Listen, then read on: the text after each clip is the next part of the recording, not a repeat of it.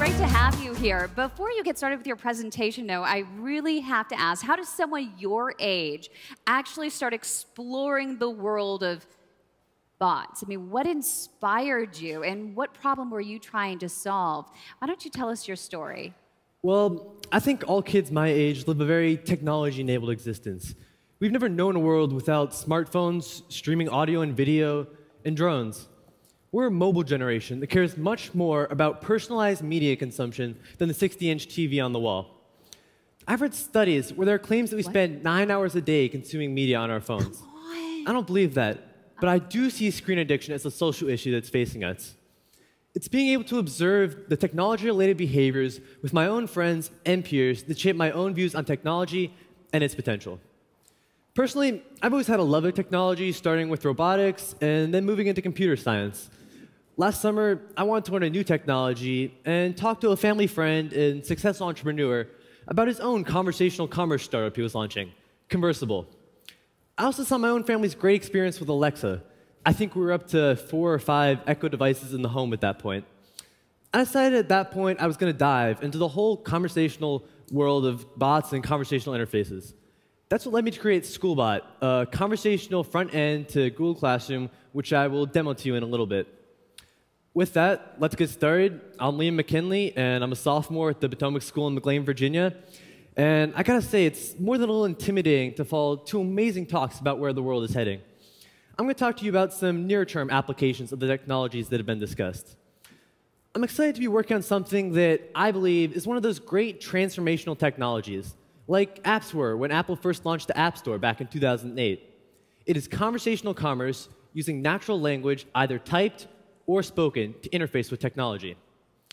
I think everyone in the room has had their own experiences and opinions about the state of conversational technology. I was in the car with my dad recently, and as he's always trying to impose his favorite music on me, he activated Siri and asked for things from George Thorogood. The next thing we knew, we were listening to a speech by Supreme Court Justice Thurgood Marshall. It was really compelling, but not the way my dad thought.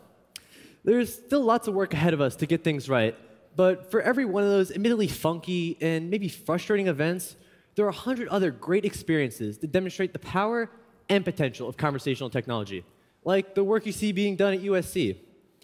Let's take a look at one of those conversational opportunities. Education. To understand the opportunity here, it's important to realize that there are 3 things converging. First, mobile is helping to bridge the digital divide that exists between households. Second, learning management systems like Google Classroom are gaining broad acceptance in schools. And third, conversational interfaces are becoming much better and are more accepted by consumers than ever before. The digital divide around internet connectivity has been breached, if in a somewhat imperfect manner.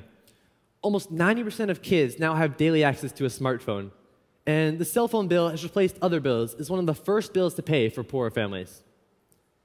Middle schools and high schools are embracing learning management systems. Google Classroom is exploding in use, and over 20 million students use it already. It's the way many schools and teachers manage key aspects of the classroom experience, such as grades, homework, and communication with students. Conversational interfaces are getting better and better. We've made lots of progress from the first launch of the Siri app back in 2009 to services like Alexa and Google Now. In addition, tools now exist that make creating a bot easier than ever before. Our own expectations of service are changing as well.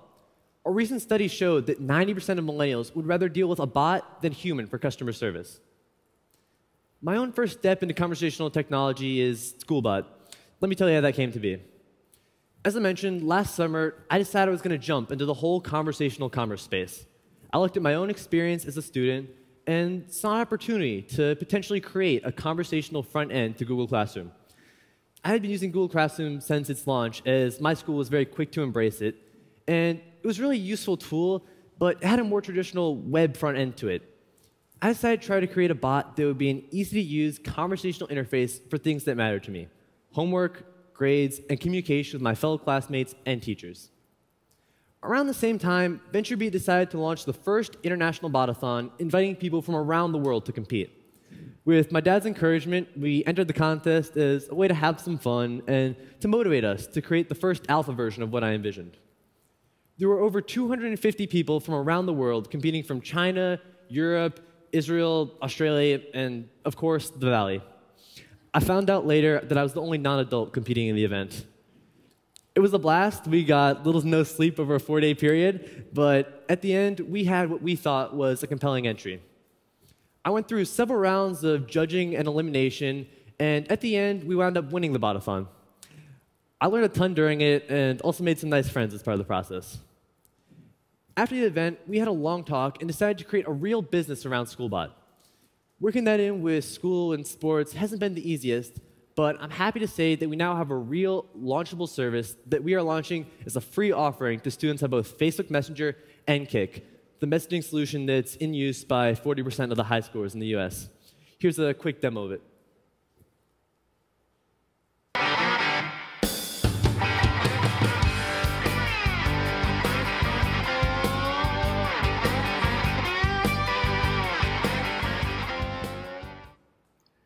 Skoolbot starts out by being able to answer simple questions about the service. What it is, what it costs, who can use it, etc. The bot supports questions for a wide range of things relating to homework, grades, and tests.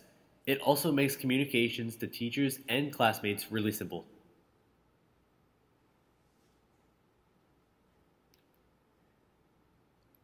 Here you can see the classes I'm signed up for. How about homework for them? Do I have any today? We look across all of your classes for you and tell you what's up.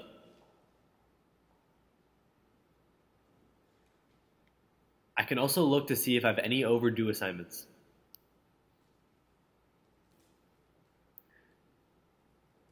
We make communicating with teachers and students a breeze.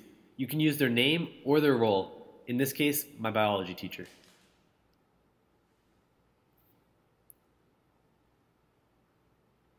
We also make communicating with your whole class simple by leveraging posting to the discussion threads each class has.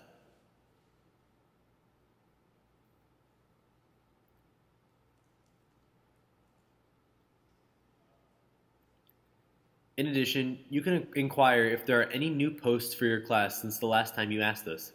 That's really useful because teachers use this feature extensively to communicate with their class. You can also look to see your overall average grade for a class.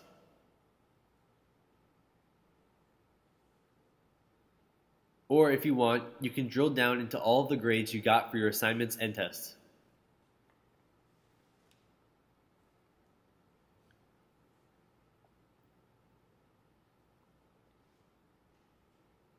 You can also see if there are any upcoming tests or quizzes, either by asking Skoolbot or by getting the automatic 48-hour warnings we send out in advance. We've had great feedback so far. Kids really love it. I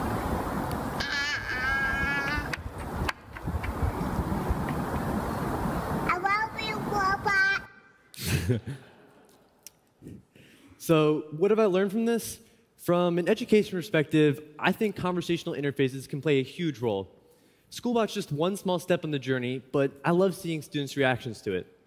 I envision a broader world where bots can play an even more vital role in providing cost-effective tutoring at scale to students around the world. Think of a conversational front end to Khan Academy as an example of what I'm talking about. Beyond education, there are a few other important takeaways. First, there will be a few power brokers in the bot space. They're the ones with logical platforms to leverage, like Facebook Messenger, Skype, and Amazon. That said, there are other players that also understand where things are heading and are looking for their own strategic conversational platforms, like General Motors. The good thing as a startup is that if you get on these platforms, you don't have to fight the battle of getting a consumer to download and use your app. The challenge now is figuring out how to market your service in the very early stage bot marketplaces that exist. Second, voice interfaces are great, but cumbersome to navigate as you add more and more services to them. I'm not sure how the experience scales as we add on lots of functionality. I'm also not sure how users will discover new capabilities easily. Maybe an Echo-like device with a visual display makes sense. Third, entertainment is an important bot-facilitated activity in the home. Music consumption is a huge amount of what happens on Amazon Echoes. It's the #1 thing people do with their devices. I'm not sure how video consumption will fit in, but I do see things emerging that will compete with your own innovative offerings, like Comcast's Voice Remote. Fourth, creating bots is getting easier and easier. I use the Microsoft Bot Framework, which handles lots of the heavy lifting around natural language processing. They even have a frequently asked question bot generator, which takes in traditional FAQ pages and creates a conversational interface with just a few clicks. It isn't perfect, but it's a great way of seeing where things are headed. If I had a few things I'd mention in closing, it would be the following. What you're all doing to help poor families and seniors to have internet connections in their homes is incredibly important, and I just want to say thank you for that. I see how much it matters with my own friends and their families.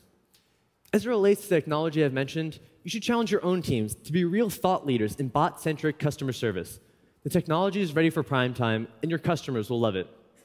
Finally, when it comes to the battle for being the home voice hub, there is still time to craft a winning game plan. Amazon has sold over 6 million Echo devices. That leaves lots of room to craft your own strategies and partnerships. I just think you need to figure that out quickly. In closing, I just want to say thanks again for the opportunity to speak and for being part of such a great event. Thank you. Hey, Liam. Yeah. I have a question for you. I'm curious, with your confidence and your drive, why did you decide to launch simply with a free service versus going straight to that freemium model?